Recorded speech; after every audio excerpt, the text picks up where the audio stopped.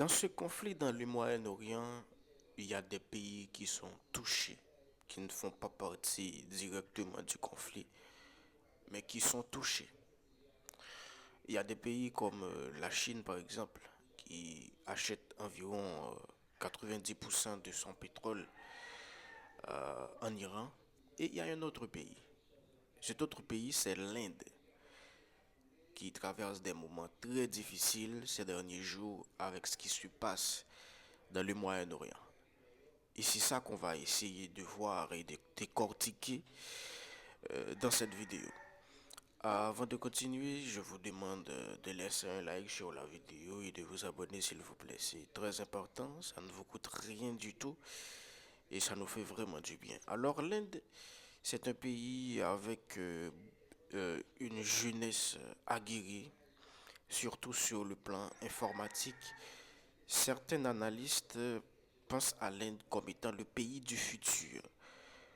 Pourquoi ça? C'est parce que l'Iran, alors, euh, euh, je veux dire l'Inde, c'est, c'est, les Indiens sont très aguerris en ce qui concerne l'informatique, les ordinateurs, tout ça.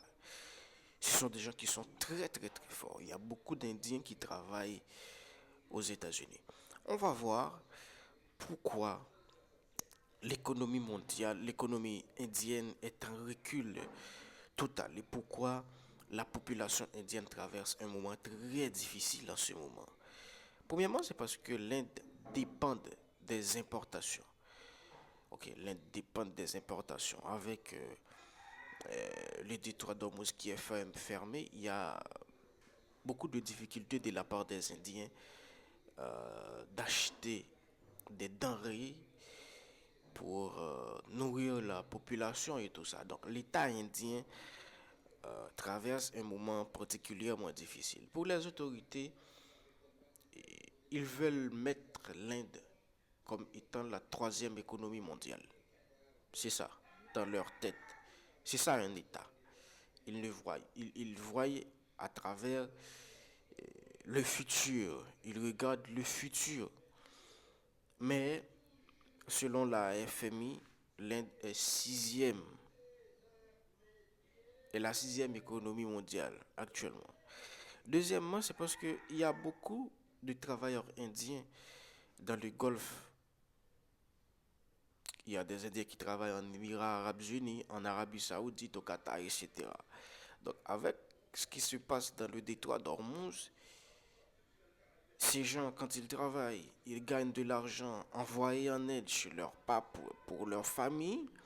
Et bien, avec ce qui se passe dans le Moyen-Orient, c'est devenu très difficile. Quand je vous dis que la guerre, malgré que vous n'en faites pas partie directement, vous, pas directement, mais indirectement, ça va vous toucher, mais c'est de ça que je parle directement. Il y a Narendra Modi, Premier ministre de l'Inde, qui a fait une déclaration. Il appelle la population à faire des sacrifices, limitant les voyages et réduisant la consommation d'huile. Parce que la population indienne consomme beaucoup d'huile. Donc, Narendra Modi, un politicien indien, appelle la population à faire des sacrifices, limitant les voyages inutiles. Je ne sais pas si vous vous souvenez, c'est la même chose qui s'est présentée au Mali quand les groupes séparatistes ont empêché l'approvisionnement du Mali en pétrole. Ils ont bloqué les routes et c'est la même déclaration à peu près qu'a fait M. Assimi Goïta. Alors, dites ce que vous pensez dans les commentaires. On va se revoir très bientôt dans une nouvelle vidéo, bien sûr.